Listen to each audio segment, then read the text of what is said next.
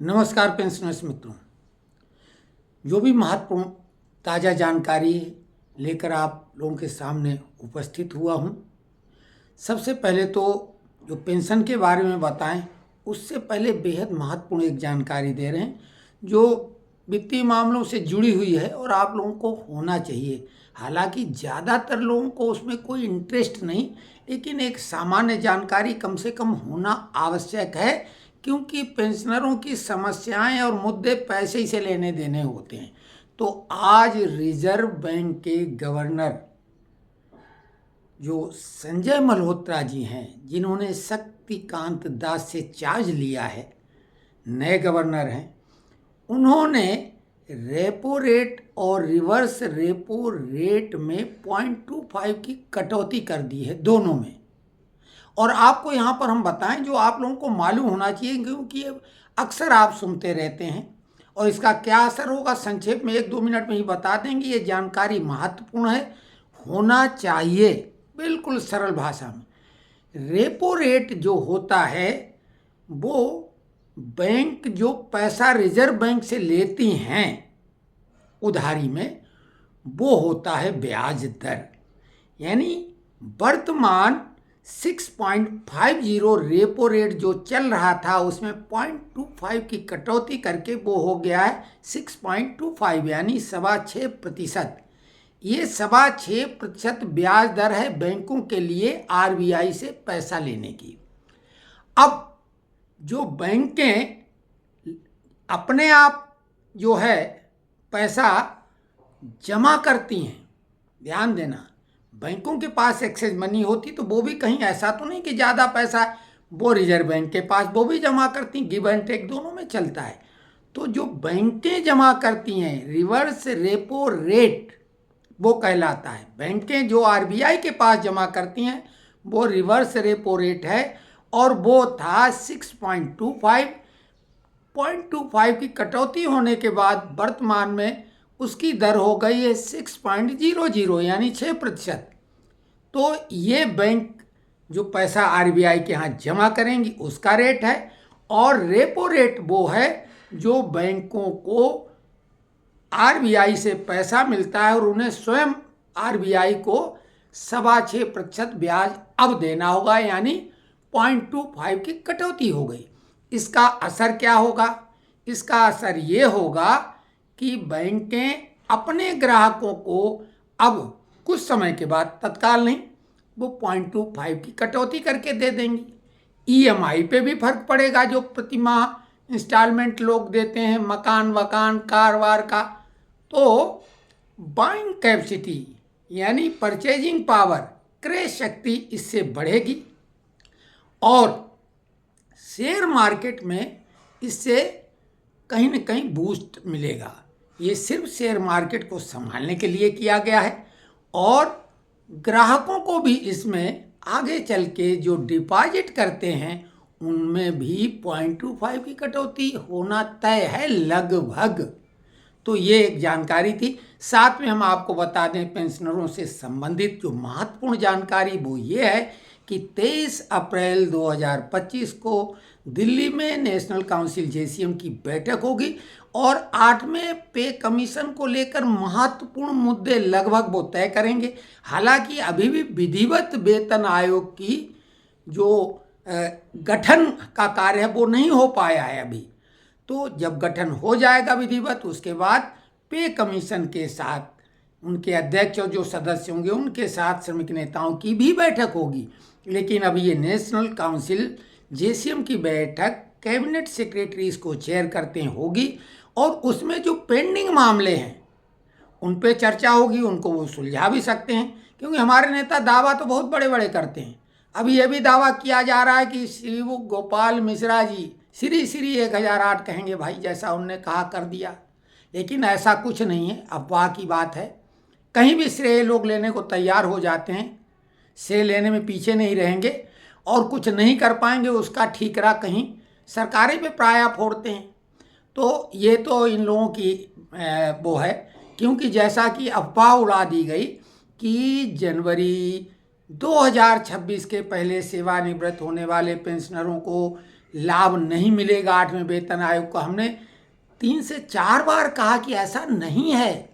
वही लाभ मिलेगा जो कर्मचारियों को मिलेगा, वही फिटमेंट फैक्टर मिलेगा जो कर्मचारियों को मिलेगा, वही पेंशनरों को मिलेगा। अब लोगों को ये गलतफहमी पैदा करके अब इसके लिए सरकार सफाई देने आती नहीं, कुछ भी मन में आता वो बोलते रहते हैं, आरोप प्रत्यारोप लगा के। तो ऐसा नहीं। और अगर सरकार ऐसा कोई निर्णय लेगी तो डीओपीटी की औकात वक़्त नहीं है कि सरकार के निर्णय को कोई सेक्रेटरी खारिज कर दे। वो बोल रहे हैं हम डीओपीटी के सेक्रेटरी से मिलके और वो सब कर लिया, इसकी औकात उसकी है ही नहीं सेक्रेटरी की। मंत्री जो यानी लोकसभा में या राज्यसभा में यानी सदन में जो बयान दे देगा तो उसको खारिज डीओपीटी कर देगा। इतनी बकत नहीं है। और नेताओं की ऐसी कोई बकत नहीं। अगर बकत है तो 18 महीने का डी एरियर दिलाओ, कम्यूटेशन का मामला हल करो, 5% जो पेंशन की मांग लंबे समय से चली आ रही, 5-5 साल के बाद बढ़ा के 5, 10, 15, 20 तो 80 में मिल ही रही है, लेकिन 80 तक कितने लोग जीवित रहते हैं, एक मित्र ने कहा भी था। तो ये दिलाओ। एफएमए का मामला है, फिक्स मेडिकल अलाउंस, वो दिलाओ। ये तो पे कमीशन के पहले मामले सुलझ जाएंगे। लेकिन अभी श्री गोपाल मिश्रा जी उसमें बोल रहे नहीं, वो 8वें पे कमीशन में कम्यूटेशन वगैरह का मामला तय होगा। तो ये तो हाल है, फिक्स मेडिकल वो सब उधर ही जाएंगे, क्योंकि कोई ऐसी ये बात लॉजिकली करते नहीं, तैयारी से जाते नहीं। क्योंकि अब आप अनुमान लगा लो, ये इतने ज़्यादा हैं कि सेवानिवृत्ति के बाद 15 साल हो गए हैं, 16 साल और अपनी कुर्सी पे चिपके हुए हैं।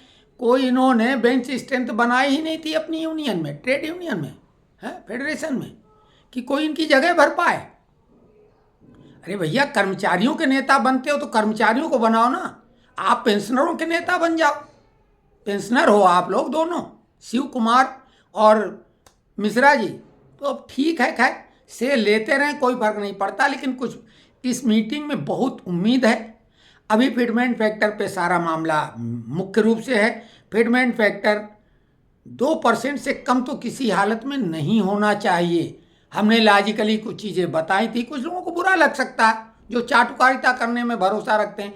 हमें न तो सरकार की चाटुकारिता करना है, न किसी फेडरेशन लीडर की, क्योंकि हमारा आमना सामना जब इन लोगों को चैंपियनों से हुआ था तो उनको अच्छी तरीके से मालूम हो गया था। और अगर कोई ऐसा लगता है कि हम ऐसे ही बोल रहे हैं तो भैया हमें बुलाओ दिल्ली, हम भी आते हैं। लेकिन फिर हमारी मुलाकात आमने सामने की कोई करवाने की दम और क्षमता रखे तो हम आके रखेंगे अपनी बातें। तो खैर वो तो बात की बात है। लोग सोचें हाँक रहे हैं अपने आप, अपने घर में हाँक देते हैं, ऐसा नहीं है। हमने अपने लेवल पे जो काम जिस समय किए वो तर्क शक्ति के आधार पर ही किए। और बहुत ऐसे काम करवाए जिनको लोग लगभग असंभव मानते थे। ये हमारे साथ के इसमें कई लोग जुड़े हैं, वो इसको सत्यापित कर सकते हैं। तो खैर आपको हम जानकारी के नाम पर यही बता रहे हैं कि कोई भी ऐसा मामला नहीं है कि पेंशनरों का कुछ कटौती कर लिया जाए। नोशनल इंक्रीमेंट का मामला ये सुलझवा सकते हैं। कायदे से तो उसी डेट से मिलना चाहिए जिस तारीख से हम सेवानिवृत्त हुए हैं। फिर वो बाद में 3 साल जिस तारीख को हमने आवेदन किया वो भी मामला खटाई में चला गया। आप तो कह रहे हैं कि बस मई 2023 से, वो भी अभी मिल नहीं रहा किसी को, डीओपीटी के लेटर का इंतजार है वगैरह वगैरह। तो खैर जो भी कुछ है ताज़ी जानकारी होगी तभी दे पाएंगे। मनगढ़ंत कहानियाँ बार बार हम कह रहे हैं, कहाँ तक कोई सुना के थकते नहीं। हम तो, हमारे पास इतनी शक्ति सामर्थ्य नहीं है, हिम्मत जुटा के आते हैं। हालांकि पहले से बहुत अच्छा स्वास्थ्य हुआ, लेकिन दिन में हम कई लोगों से फ़ोन पे बात कर चुके हैं, इसलिए बहुत बात कर कर के भी थक जाते हैं भाई।